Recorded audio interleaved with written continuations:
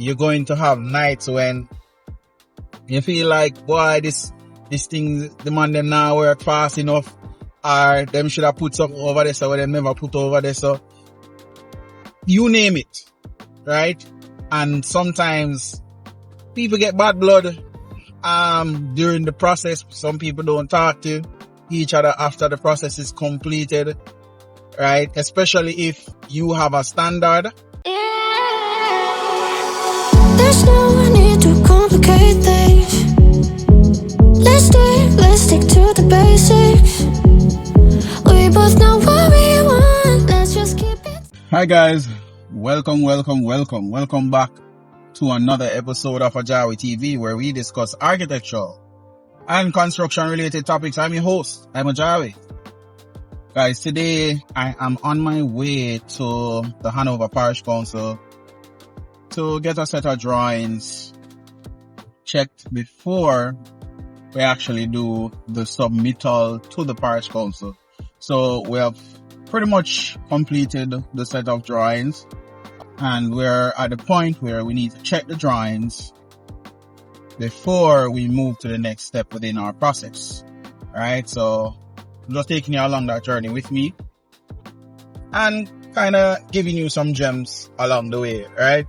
As I normally do. I try to share information so that you can make good decisions when it comes on to your home, or the design and the construction of your home. Alright, so that's what this video is about, so stick around if you would like such information. Alright guys, so for today I'm going to give you 3 things that you should keep in mind when you're doing construction. Alright, so my whole thing is, whenever you approach a designer to prepare construction drawings for you, it's supposed to go to construction, right? So I want you to understand something when you're going into construction, because that's the end goal. You want your home to be constructed and you want to move in, or else you wouldn't have a need for a designer. Alright, so that's the end product that we're trying to achieve.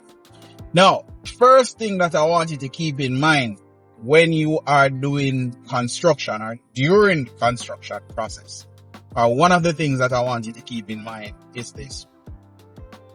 Construction is a messy process, right? It's a messy process, meaning things are not going to look good immediately.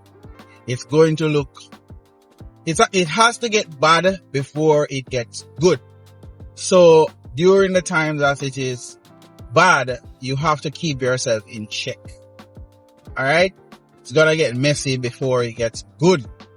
And because it is bad at that time doesn't mean that you get upset now because the building doesn't look like the design yet. Alright? It's a messy process. So as long as you actually got your design done and you got it done in detail, and you know exactly what the end product's supposed to look like, and you stick to those plans, you should be good. That is if you select the right person to actually do the construction, and you have your team inspecting and checking off as you go along. So keep that in mind. Alright. The next thing is tip number 2. Construction is an emotional process. Right? It's very emotional. You as the client, you are going to be frustrated along the way. You are going to be upset sometimes, happy sometimes, angry, because it is an emotional process. Why? Because you're trying to build your dream home. It's not like somebody who is just building something to then sell it to move on, where it's not really, you don't have that much emotional investment within the process. As a homeowner, because it is your dream home, it's going to be emotional, and it doesn't mean that the professionals are bad or good. It's just that you need to understand that the process is stressing, so you have to put the things in place. You have to have the professionals in place that will take out some of that stress of you as the client. Alright, so construction Building your home is an emotional process, right? I can't tell you how much you're going to have nights when you feel like, boy, this thing, the man them now work fast enough, or them should have put something over there, so they never put over there, so you name it, right? And sometimes people get bad blood during the process. Some people don't talk to each other after the process is completed, right? Especially if you have a standard,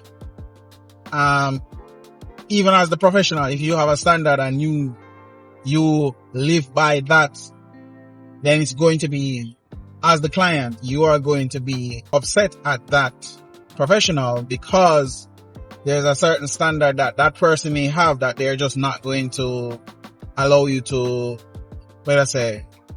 tamper with, because by doing that, you may get them into trouble, right? So, just keep in mind that construction is an emotional process, and you as the client need to, be mindful of that. Not everything that happens will go your way immediately, but if it is that the professional is good at what they do, they will deliver the project to you in time and on budget. If, let me not say that. They will deliver the product at the end of the day, but you just have to keep in mind that, hey, this is an emotional process. It's going to be stressful from the get-go, and I need to understand that, and you should be good from there. The third thing is this: the size is okay, right? The size bedroom that you wanted is okay, meaning walls on the ground, when it mark out and the foundation dig, is different from when it goes up and is around you.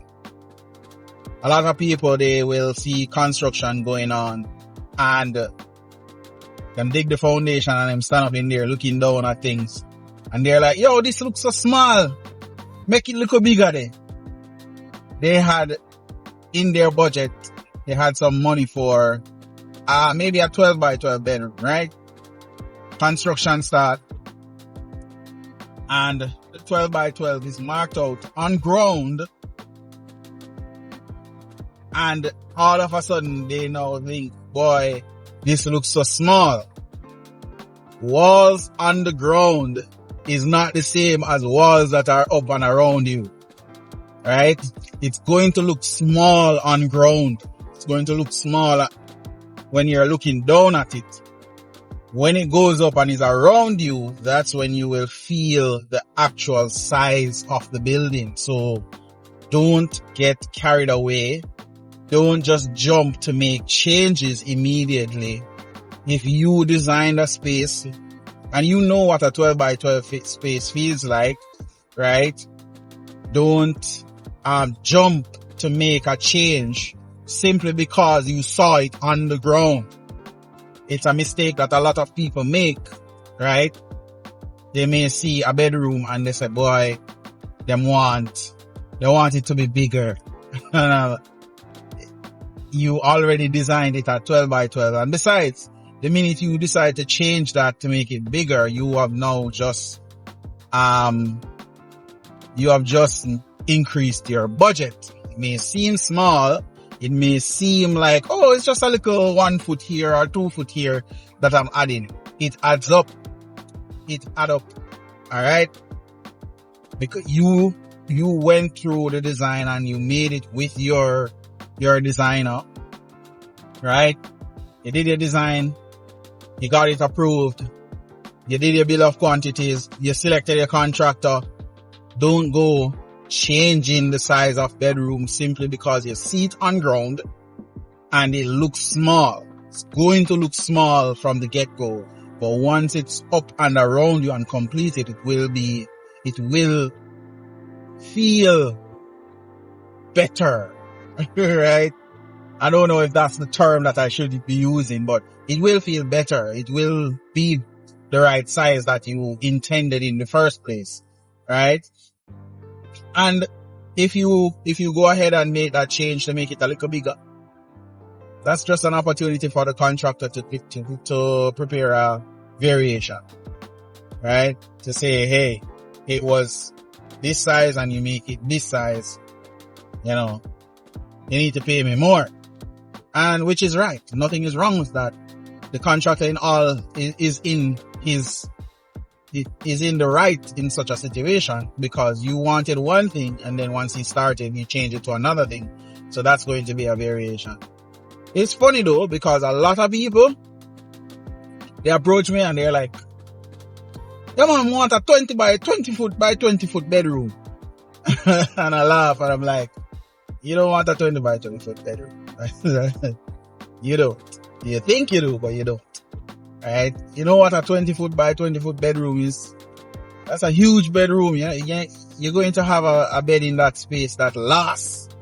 You're going to have space that you're not going to use. It's not necessary. Right? So, be mindful of that. The dimensions on the ground, or the walls on the ground, is different from when it goes up around you.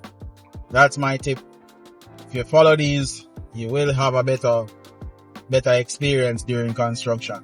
Right? So the tips are: 1, construction is messy. So be mindful. It gets worse before it gets better. 2, construction is emotional. You're going to experience a lot of emotion, a lot of stress. It's going to test you. So keep that in mind as you go through the process.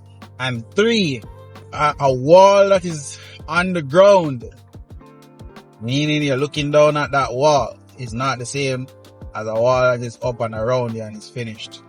Be patient and go through the process. Don't jump to change things simply because it is on the ground and not up and around you. Alright?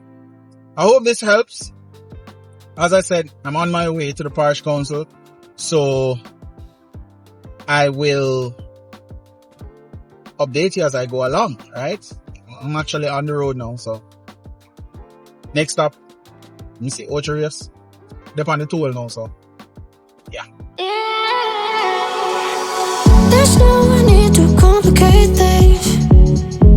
Let's stick to the basics.